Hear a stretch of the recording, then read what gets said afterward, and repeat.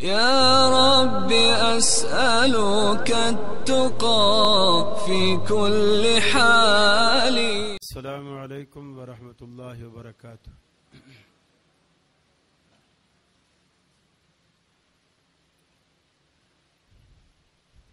الحمد لله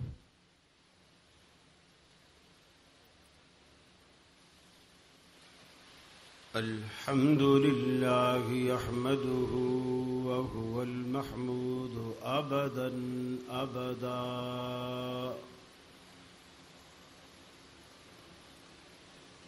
وأستعينه وهو المنعم المولى ونعم النصير مؤيدا،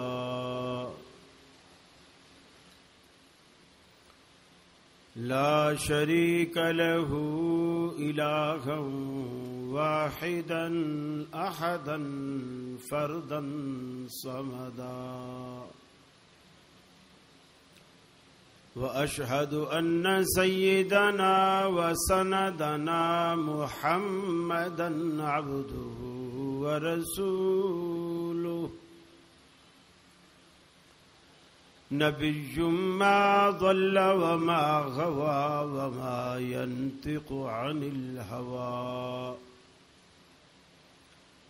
فصلى الله عليه وبارك وسلم وعلى آله وأصحابه وأزواجه صلاة دائما سرمدا، أما بعد، فأعوذ بالله من الشيطان الرجيم، بسم الله الرحمن الرحيم،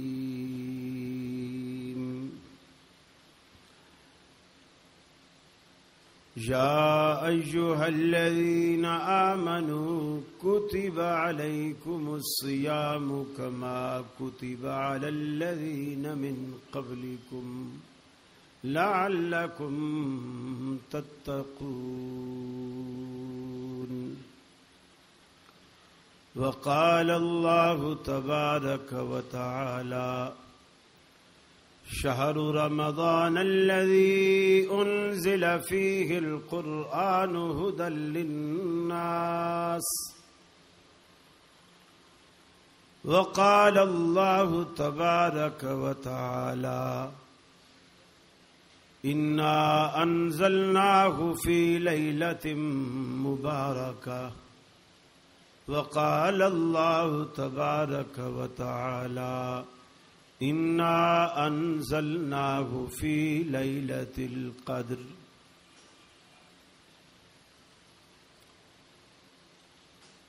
یہ مقصد ہے کہ دنیا سے جہالت دور ہو جائے، کلام اللہ سے مومن کا دل پر نور ہو جائے۔ یا الہی، جب تک کہ میرے جسم میں جان رہے، تجھ پہ صدقے تیرے محبوب پہ قربان رہے، میں رہوں یا نہ رہوں پر دل کی ہے یہ دعا، دین احمد اور عزت قرآن رہے۔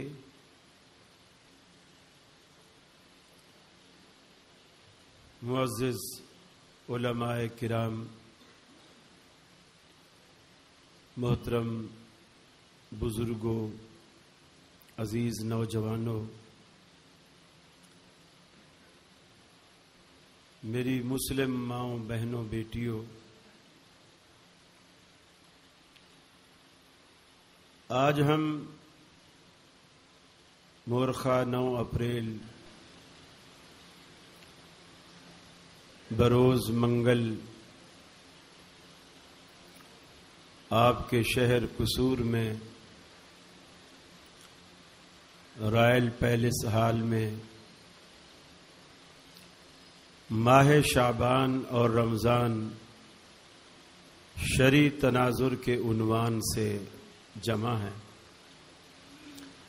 اللہ سے دعا ہے اللہ مجھے حق کہنے کی، آپ کو حق سننے کی اور ہم سب کو عمل کرنے کی توفیق عطا فرمائے۔ میں شکر گزار ہوں انتظامیہ کا، ادارہ دارالفلاح کے منتظمین کا، جنہوں نے مجھے آپ سے ملنے کی سعادت بخشی۔ اللہ آپ کو جزائے خیر دے اور اس دینی پروگرام کو آپ سب کے لیے اللہ صدقہ جاریہ بنائے اور ہم سب کے لیے نجات کا ذریعہ بنائے۔ ماہ شعبان کے حوالے سے جو رسول اکرم صلی اللہ علیہ وسلم سے صحیح ترین جو بات ثابت ہے وہ صرف اتنی ہے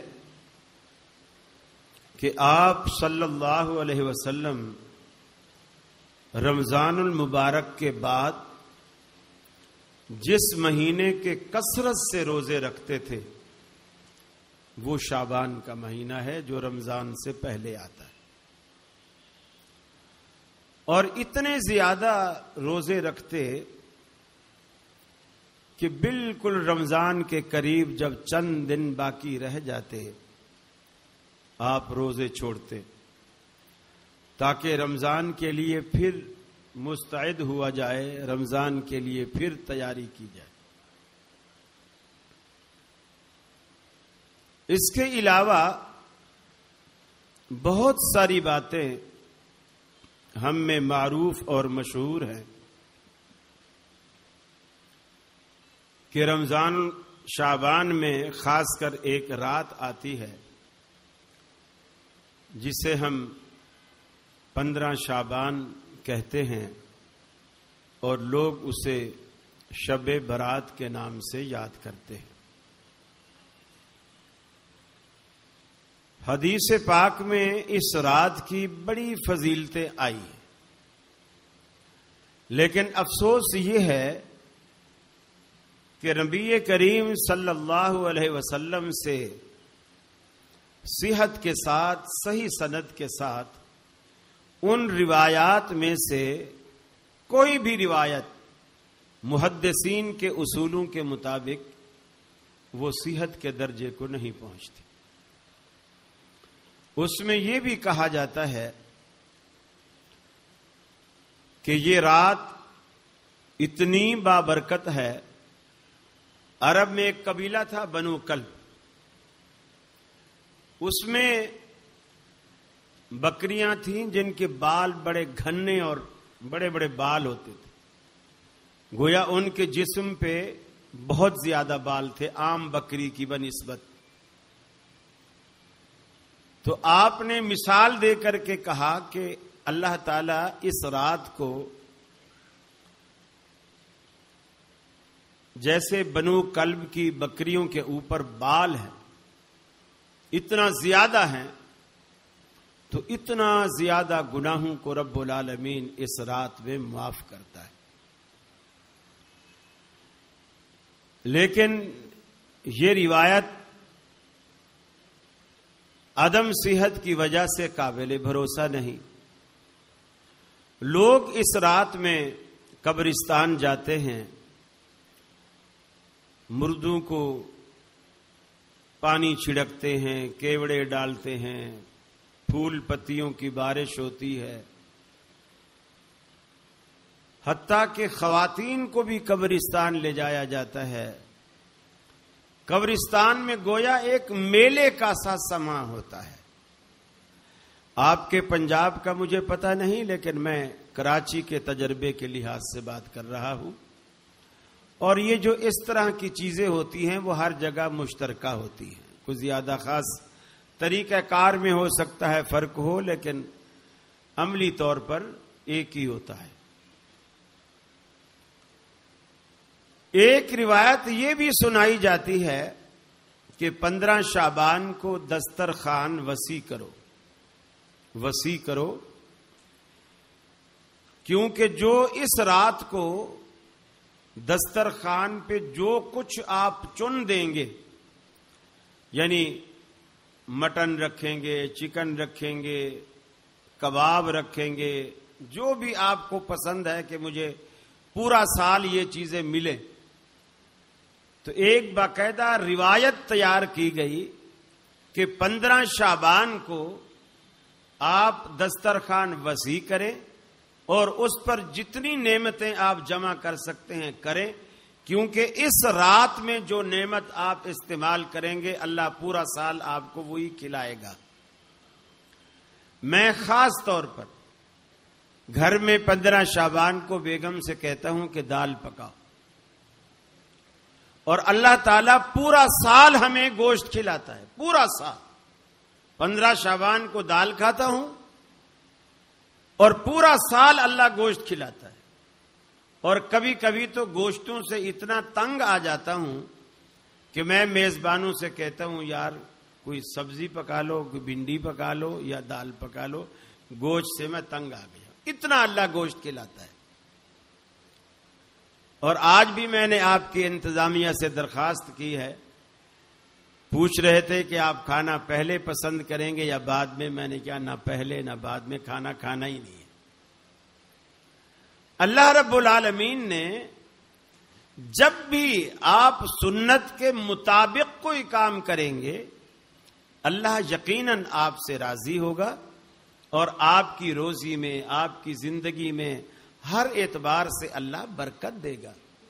اور جب بھی آپ خلاف سنت کام کریں گے اس میں کوئی برکت نہیں، اس لیے کہ برکت نازل کرنے والی اللہ کی ذات ہے، اور جب اللہ رب العالمین ناراض ہے اس کام سے، بہت سارے کام ہم دنیا میں کرتے ہیں جو میں انشاءاللہ کوشش کروں گا کہ اختصار کے ساتھ میں اسے بیان کروں۔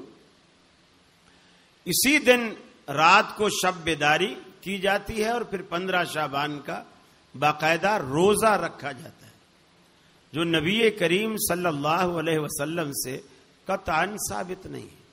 ہاں آپ ہر مہینے چونکہ رکھتے تھے، وہ 15 شعبان کی وجہ سے نہیں، 13، 14، 15 ہر مہینے یہ 3 روزے اللہ کے رسول رکھتے تھے، وہ ہر مہینے رکھتے تھے، وہ شعبان میں بھی رکھتے تھے۔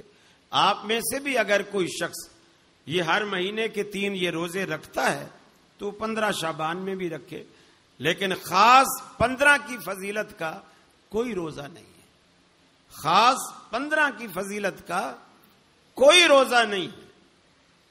پھر یہ بھی سیدہ عائشہ صدیقہ رضی اللہ تعالی عنہا کے حوالے سے بات کی جاتی ہے کہ جی وہ لیٹی ہوئی تھی، رات کا وقت تھا، اللہ کے رسول صلی اللہ علیہ وسلم بھی حضرت عائشہ کے گھر میں تھے، حجرے میں تھے، یعنی اس رات حضرت عائشہ کے ہاں ٹھہرنے کی باری تھی، آپ وہیں ٹھہرے ہوئے تھے۔ حضرت عائشہ کی آنکھ لگ گئی، اور لگی تو تھوڑی دیر بعد جب اللہ تبارک و تعالیٰ کے رسول وہاں سے اٹھنے لگے تو حضرت عائشہ کی آنکھ کھل گئی، لیکن وہ ایسے لیٹی رہیں جیسے یہ شو کر رہی تھی کہ میں سوئی ہوئی ہوں، جبکہ وہ جاگ رہی تھی۔ نبی کریم صلی اللہ علیہ وسلم آہستہ سے چارپائی سے اترے، آہستہ سے دروازہ کھولا، آہستہ سے دروازہ بند کیا تاکہ حضرت عائشہ کی آنکھ نہ کھلے۔ حضرت عائشہ فرماتی ہیں جبکہ میری آنکھ تو کھل چکی تھی اور میں یہ سب کچھ دیکھ رہی تھی، لیکن ایسے ہو گئی تھی کہ جیسے میں سوئی ہوئی۔ نبی کریم صلی اللہ علیہ وسلم نے جب آہستہ سے دروازہ بند کیا اور باہر چلے گئے تو میرے دل میں ایک خیال آیا، وہ خیال یہ آیا کہ نبی کریم صلی اللہ علیہ وسلم نعوذ باللہ من ذالک یہ نا انصافی تو میرے ساتھ نہیں کر سکتے کہ میری باری ہو اور آپ کسی دوسری بیوی کے ہاں چلے جائیں، تو مجھ سے یہ زیادتی تو آپ نہیں کر سکتے، پھر آپ ایسا کیوں کر رہے ہیں؟ فرماتی ہیں کہ میں باہر نکلی باہر نکلی اور آپ کا پیچھا کیا، لیکن میں بھی دبے پاؤں چلتی رہی۔ میں نے جا کے دیکھا کہ اللہ کے رسول مسجد نبوی کے قریب ہی قبرستان ہے جسے آپ البقیع کہتے ہیں، بقیع قبرستان، اس قبرستان میں اللہ کے رسول تشریف لے گئے اور کھڑے ہوئے ہیں اور کچھ دعا کی ہے اور پھر واپس مڑنے لگے۔ جیسے اللہ کے رسول واپس مڑنے لگے تو فرماتی ہیں پھر میں واپس اپنے حجرے کی طرف آنے لگی۔ آپ تیز تیز چلنے لگے، میں بھی تیز تیز چلنے لگی، جیسے کوئی بھاگنے کی کیفیت ہوتی ہے اس طرح چلنے لگی۔ گویا میں یہ چاہتی تھی کہ نبی کریم صلی اللہ علیہ وسلم کو میرے پیچھا کرنے کا پتہ نہ چلے۔ میں جلدی سے آپ سے پہلے کمرے میں آئی، چارپائی پہ لیٹی اور جس طرح کے آدمی سونے کا ایک بہانہ کرتا ہے اس طرح لیٹ گئی، لیکن ایک چوری میری پکڑی گئی جو چھپ نہیں سکے۔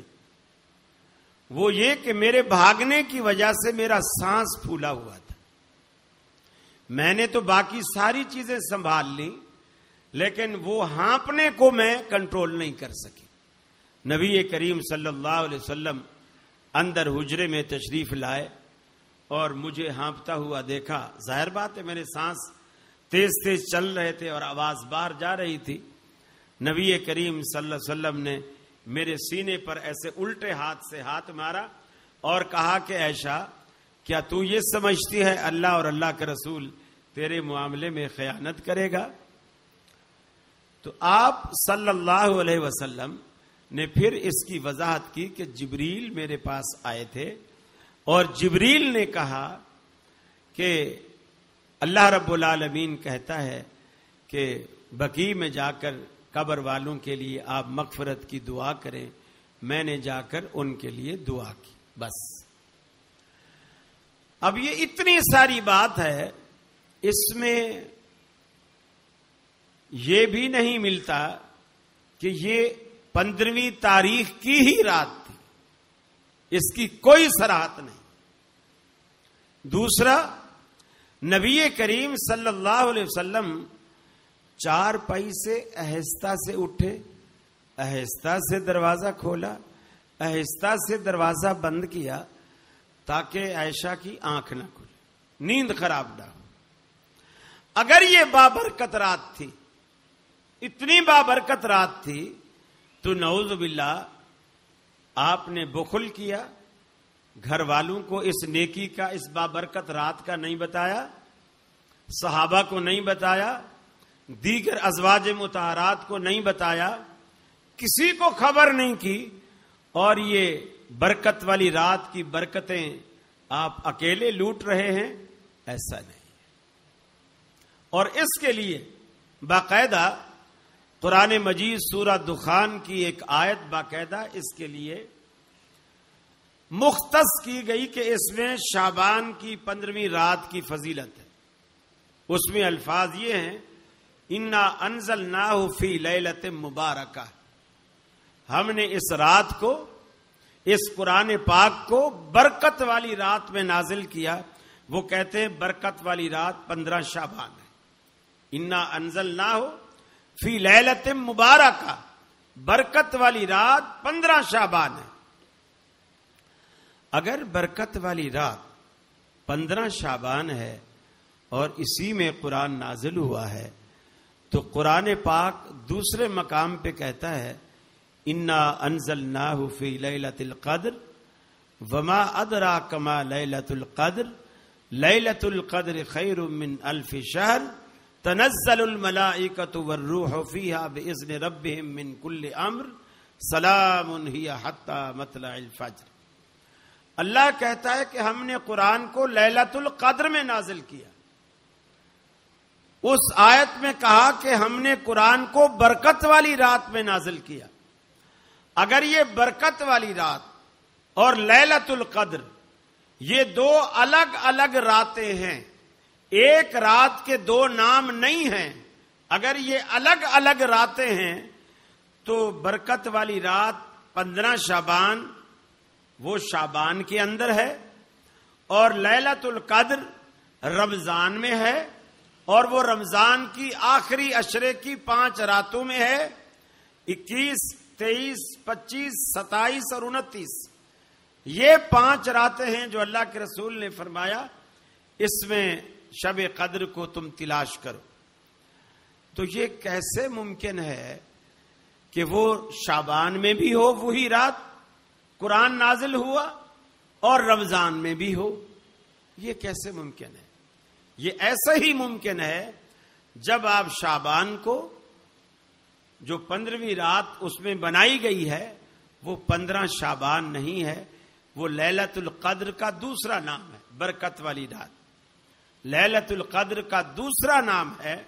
اور اسی لیے اللہ رب العالمین قرآن پاک میں کہتا ہے شہر رمضان الذی انزل فیہ القرآن، وہ رمضان کا مہینہ ہے جس میں ہم نے قرآن نازل کیا، وہ رمضان کا مہینہ ہے جس میں قرآن نازل کیا، شعبان کا مہینہ نہیں، رمضان کا مہینہ جس میں اللہ نے قرآن کو نازل کیا۔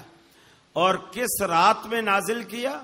فی لیلۃ القدر، وہ لیلۃ القدر میں نازل کیا۔ تو اس سے یہی ثابت ہوا کہ سورہ دخان والی آیت سے مراد بھی لیلۃ القدر ہے، وہی شب قدر ہے، شب برات نہیں ہے۔ اور نبی کریم صلی اللہ علیہ وسلم نے کبھی 15 شعبان کی رات کی شب بیداری کا صحابہ کرام کو حکم نہیں دیا، ازواج مطہرات کو حکم نہیں دیا، خود بھی کبھی رات کو مصلی بچھا کر اس رات کے لیے نہیں بیٹھے۔ تو یہ اللہ تبارک و تعالیٰ کے رسول سے جو چیز ثابت نہ ہو وہ ہم اگر کرتے ہیں ہمارا وقت ضائع ہوتا ہے، محنت ضائع ہوتی ہے، سب کچھ برباد ہوتا ہے۔ فرمایا اللہ رب العالمین نے قُلْ هَلْ نُنَبِّئُكُمْ بِالْأَخْسَرِينَ أَعْمَالًا، اے حبیب ان کو بتلا دیجئے کیا میں تم کو تمہارے اعمال کا گھاٹا نہ بتلا دوں، تمہارے اعمال کا خسارہ نہ بتلا دوں۔ هَلْ نُنَبِّئُكُمْ بِالْأَخْسَرِينَ أَعْمَالًا الَّذِينَ ضَلَّ سَعْيُهُمْ فِي الْحَيَاةِ الدُّنْيَا وَهُمْ يَحْسَبُونَ أَنَّهُمْ يُحْسِنُونَ صُنْعًا، ان کی زندگی کے سارے عمل اللہ دنیا میں برباد کر دیتا ہے اور وہ اپنے تئیں یہ سمجھتے رہ جاتے ہیں انہم یحسنون صنعا، وہ جو کچھ کر رہے ہیں اچھا کر رہے ہیں۔ قیامت والے دن رب العالمین نے ہمارے گمانوں پہ فیصلے نہیں کرنے کہ ہم اپنے تئیں کیا گمان کرتے ہیں، کیا سوچتے ہیں۔ دنیا میں بہت سارے کام خرافات پہ مبنی ہیں۔ آج 15 شعبان کیا، پہلی شعبان سے دکانوں پہ وہ پٹاخے بکنا شروع ہو جاتے ہیں، خریدنا شروع ہو جاتے ہیں، پھٹنا شروع ہو جاتے ہیں، اور وہ بھی لوگ سمجھتے ہیں ہم بڑا خوشی اور نیکی کا کام کر رہے ہیں۔ اللہ رب العالمین قرآن پاک میں فرماتا ہے یہ لوگ یہ سمجھتے ہیں انہم یحسنون صنعا، ہم بے شک یہ اچھا کام کر رہے ہیں، لیکن اللہ رب العالمین کہتا ہے الذین ضل سعیہم فی الحیاۃ الدنیا، ان کی ساری محنتیں دنیا کی زندگی میں برباد کر دیتے ہیں۔ ایسے دنیا کی زندگی میں ان کی ساری ریاضتیں، ساری عبادتیں ایسے برباد ہو جاتی ہیں جیسے فرمایا ما لہ فی الآخرۃ من خلاق، یہ جب مر کر ہمارے پاس قیامت کے دن آئیں گے ان کے لیے ہمارے پاس دینے کو کچھ بھی تو نہیں ہوگا۔ ما لہ فی الآخرۃ من خلاق، آخرت میں ان کو دینے کے لیے ہمارے پاس کچھ بھی نہیں ہوگا، اس لیے کہ ان کے سارے عمل اللہ رب العالمین دنیا میں برباد کر دیتا ہے۔ ہر وہ کام جو سنت سے ثابت نہ ہو، رحمت عالم سے ثابت نہ ہو، صحابہ کرام نے اس کو اختیار نہ کیا ہو، اس لیے کہ اللہ کے حبیب نے اپنے زمانے کو سب سے بہتر زمانہ قرار دیا۔ میرا زمانہ سب سے بہتر زمانہ ہے. ثم الذین یلونہم ثم الذین یلونہم، پھر اس سے بہتر زمانہ جو اس کے قریب ہے، پھر اس سے بہتر اس کے قریب ہے. مجھ سے وہ زمانے جتنے جتنے دور ہوتے چلے جائیں گے ان کی بہتری میں کمی واقع ہوتی چلی جائے گی. سب سے زیادہ بہتری میرے زمانے میں، پھر اس سے کم میرے قریبی زمانے میں، پھر اس سے کم اس کے قریبی زمانے میں. ارے آج ہم 14 صدیاں آگے آ چکے ہیں. ہم اس خیر کو، اس بھلائی کو ہم نے کتنا ضائع کر دیا ہے. اللہ کے نبی کے زمانے سے جتنا دور ہوتے چلے جائیں گے اس خیر میں کمی واقع ہوتی چلی جائے گی. لہذا ہم اپنی زندگی میں یہ پوری کوشش کریں کام کرنے سے پہلے کہ ہمارا وہ عمل نبی کریم صلی اللہ علیہ وسلم کی سنت سے، طریقے سے ثابت ہو. دیکھیے صحابہ کرام کے زمانے میں اختلافات ہوتے تھے، یہ نہیں کہ نہیں ہوتے تھے لیکن برقرار نہیں رہتے تھے. ہمارا المیہ یہ ہے اختلاف ہمارے ہاں بھی ہوتے ہیں لیکن ہمارے ہاں کے اختلاف برقرار رہتے ہیں اور ختم نہیں ہوتے. صحابہ کرام کے اختلاف پیدا ہوتے اور ختم ہو جاتے. ان کے پاس ختم کرنے کا ایک طریقہ تھا، ایک اصول تھا، ایک گر تھا جس سے وہ اختلاف ختم کرتے. رحمت عالم صلی اللہ علیہ وسلم جب دار فانی سے رخصت ہو گئے، خلافت کی بات آئی تو کچھ لوگ کہنے لگے کہ خلیفہ انصار میں سے ہونا چاہیے، جو مدینہ کے لوگ تھے ان میں سے ہونا چاہیے. کچھ لوگوں کا خیال تھا کہ خلیفہ مہاجرین میں سے ہونا چاہیے جو مکہ سے ہجرت کر کے مدینہ گئے تھے. اختلاف طول پکڑ گیا. مہاجر اپنی بات سے پیچھے نہیں ہٹ رہے، انصار اپنی بات سے پیچھے نہیں ہٹ رہے. ایک جھگڑا ہے.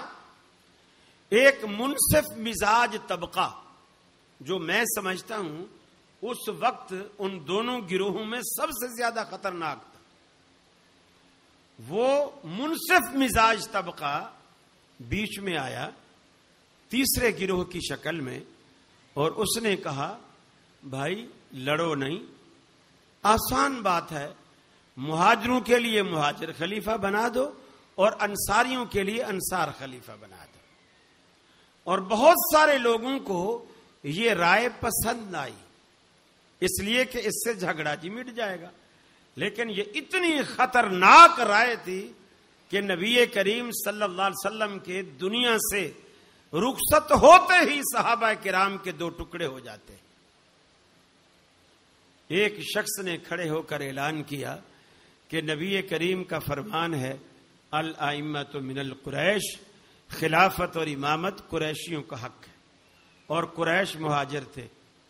یہ حدیث سنتے ہی عمر فاروق رضی اللہ تعالی عنہ نے ابو بکر صدیق رضی اللہ تعالی عنہ کا ہاتھ پکڑا اور بیعت کے لیے اپنا ہاتھ ان کے ہاتھ میں دے دیا. بس اس کے بعد سارے صحابہ کرام صدیق اکبر کی بیعت کرنے کے لیے آپ پر ایسے ٹوٹ پڑے جیسے شہد کی مکھیاں اپنے چھتے پر ٹوٹتی ہیں. اتنا رش لگ گیا، اختلاف ختم ہو گیا. یہ نہیں کہ ہوا نہیں تھا، ہوا لیکن ختم ہو گیا. کیوں ختم ہوا؟ نبی کریم صلی اللہ علیہ وسلم کی حدیث پر فیصلہ ہو گیا. آج بھی آسان ہے معاملہ.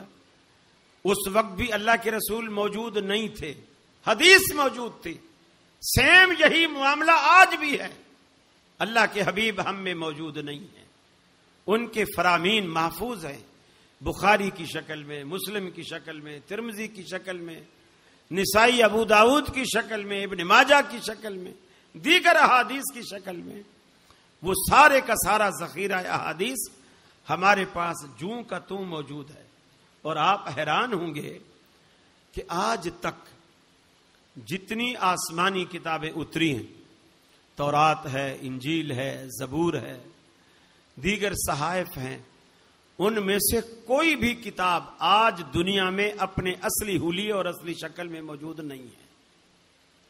قرآن مجید صرف قرآن مجید ہی نہیں بلکہ بخاری، مسلم، ترمذی، نسائی، جتنی حدیث کی کتابیں ہیں دنیا کے کسی ملک کی کسی لائبریری میں جا کے آپ بخاری اٹھاؤ، آپ کو پاکستان میں چھپنے والی بخاری اور مصر میں چھپنے والی بخاری، ایران میں چھپنے والی بخاری، اندلس میں چھپنے والی بخاری، بیروت میں چھپنے والی بخاری، سعودیہ میں چھپنے والی بخاری، آپ کو کوئی فرق نہیں ملے گا. پوری حدیث میں کوئی فرق نہیں ملے گا. صرف حدیث ہی نہیں، پچھلے مذاہب میں آسمانی کتابیں محفوظ نہیں ہیں، لیکن اللہ نے اسلام کی ایسی حفاظت کی ہے.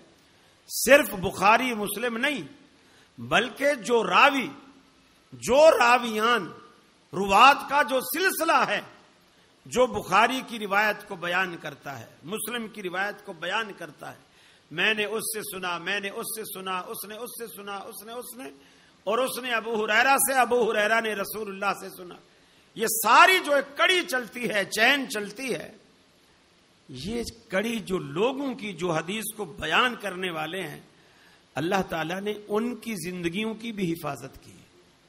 صرف حدیث کی نہیں، صرف قرآن کی نہیں بلکہ ان کی زندگیوں کی بھی اللہ رب العالمین نے حفاظت کی ہے، جسے علماء اسماء اور رجال کے نام سے جانتے ہیں.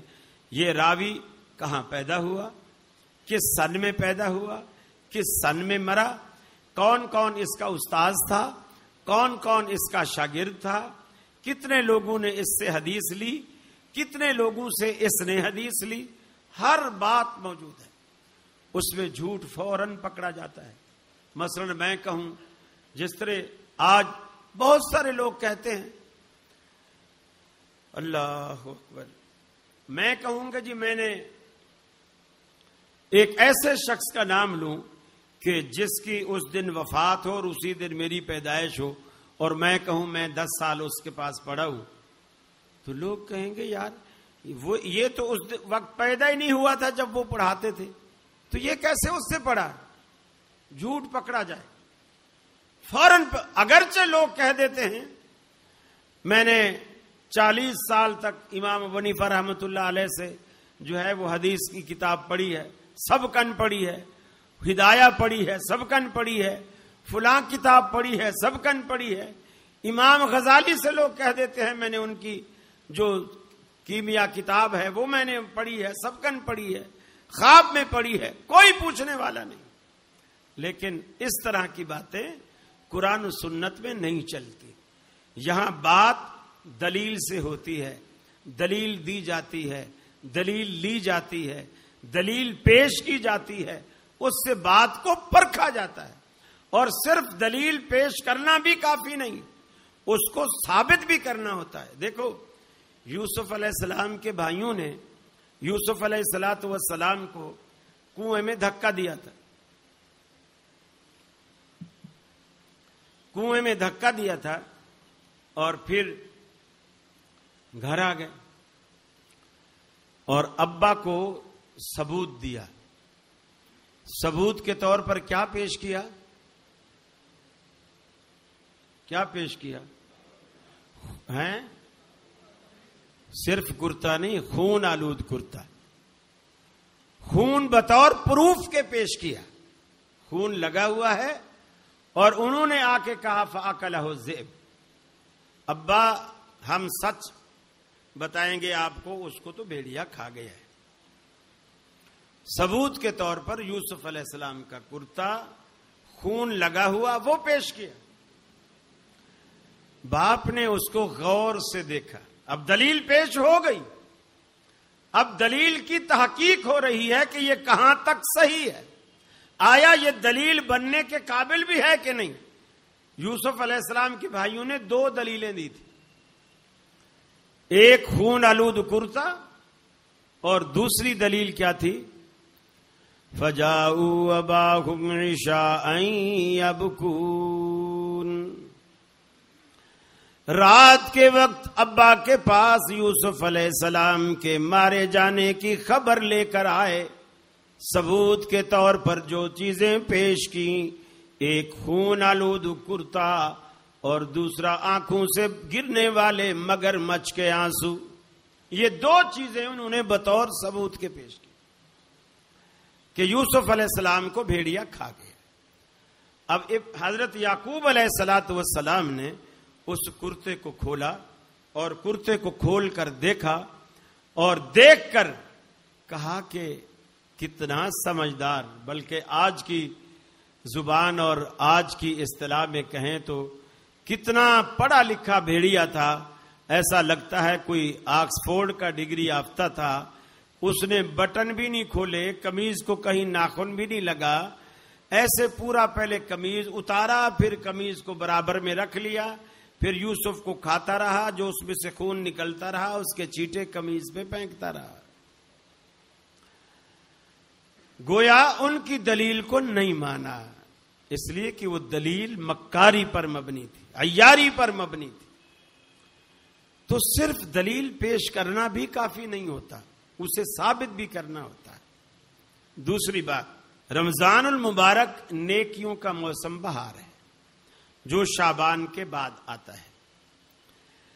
اس میں نیکیاں آپ کی بڑھتی ہیں، پنپتی ہیں، پھلتی ہیں، پھولتی ہیں، حتیٰ کہ آپ کے فرضوں کو اللہ رب العالمین کم از کم عام دنوں میں تو 10 نیکیاں ملتی ہی ہیں. کوئی بھی نیکی آپ کریں 10 نیکیاں ملتی ہیں. من جاء بالحسنۃ فلہ عشر امثالھا. اللہ تعالیٰ کم از کم 10 نیکیاں ہر نیکی کے بدلے دیتا ہے. لیکن رمضان میں آپ کے اخلاص کے سبب اللہ تعالیٰ اس کو 700 گنا تک بڑھا دیتا ہے. جیسا جیسا آپ کا اخلاص ہوتا ہے اس نیکی کو اللہ 700 گنا تک بڑھا دیتا ہے. پھر آپ کے جو فرض ہیں اللہ تعالیٰ انہیں 70 فرضوں کے برابر اجر دیتا ہے رمضان میں.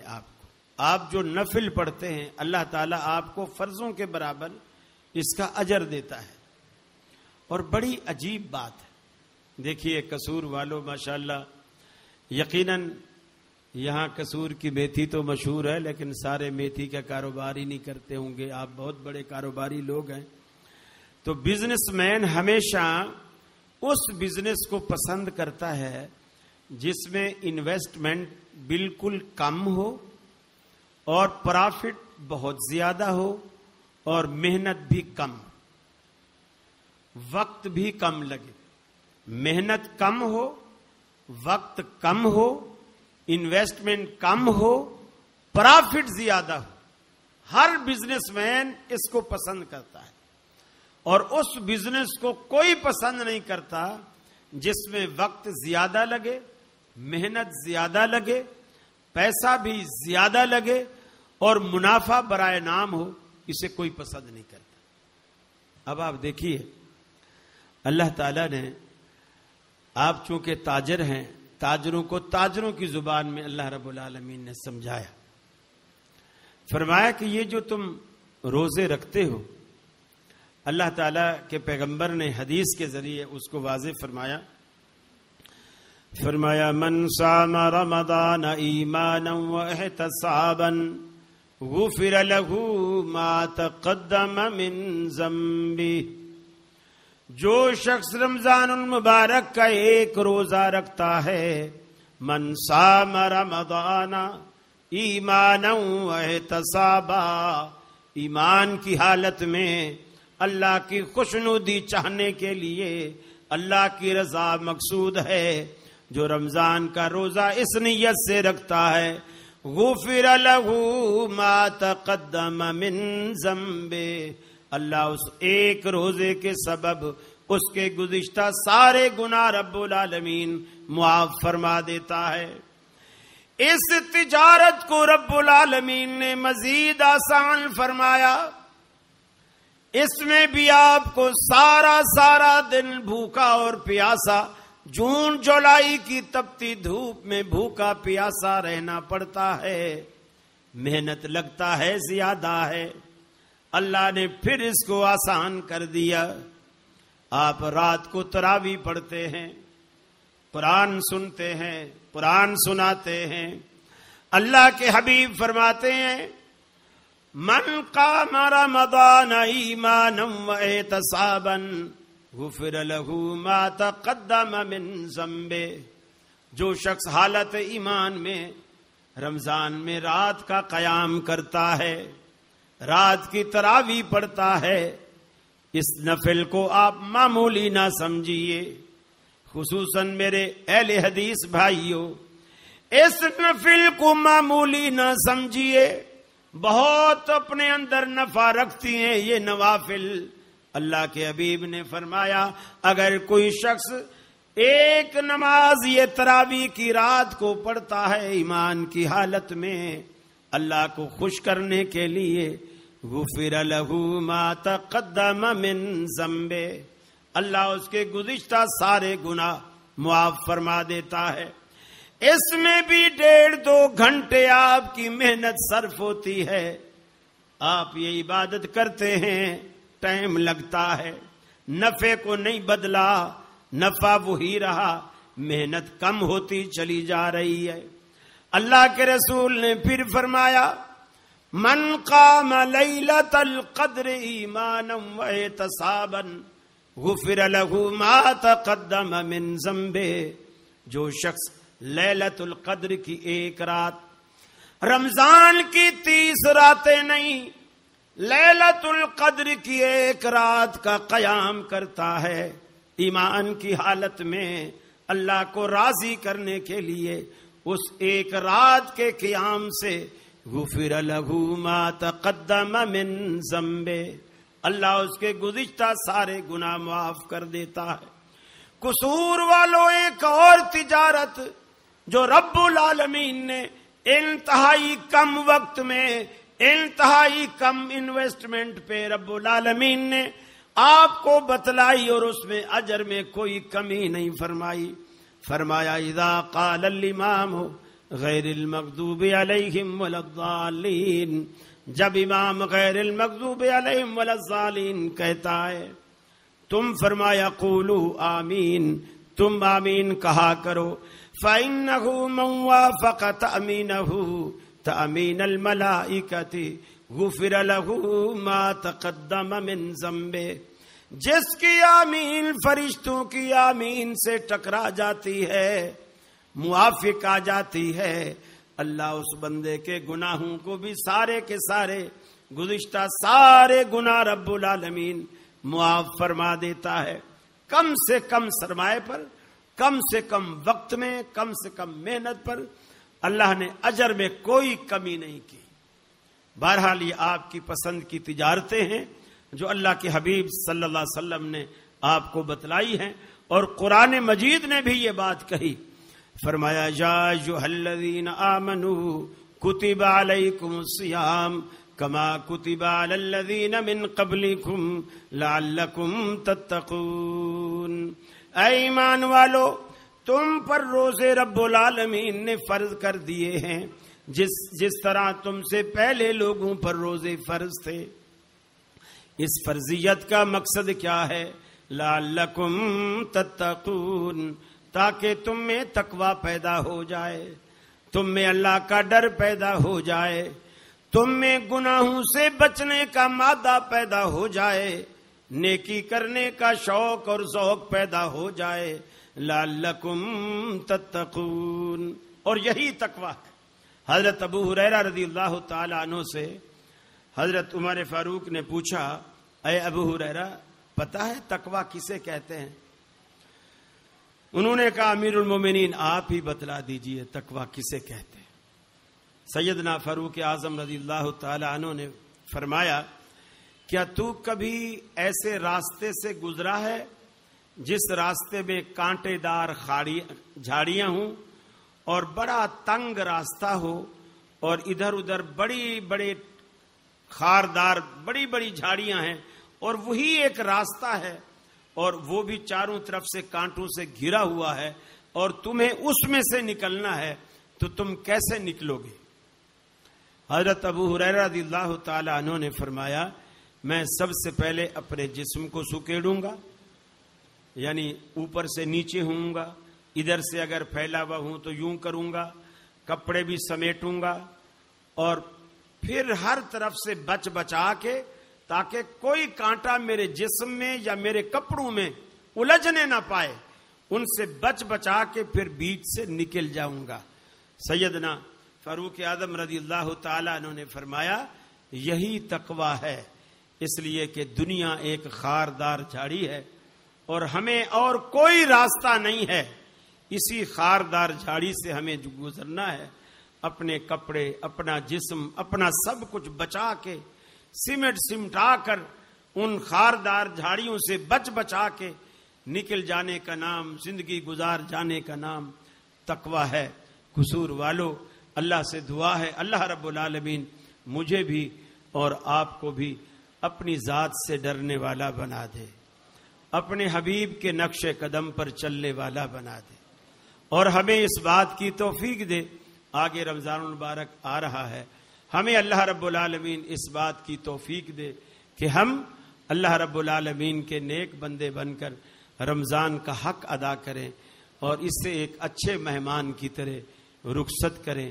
اگر آپ رمضان کو خوش کر کے بھیجیں گے، انشاءاللہ عید والے دن جب آپ عید کے میدان میں بیٹھے ہوں گے اللہ سے مزدوری مانگنے کے لیے، اللہ رب العالمین بھی آپ کو عید کے میدان سے خوش کر کے بھیجے گا، یعنی وہ پوری مزدوری جو آپ کو پورے مہینے کی ملنی چاہیے اللہ رب العالمین آپ کو عطا کرے گا۔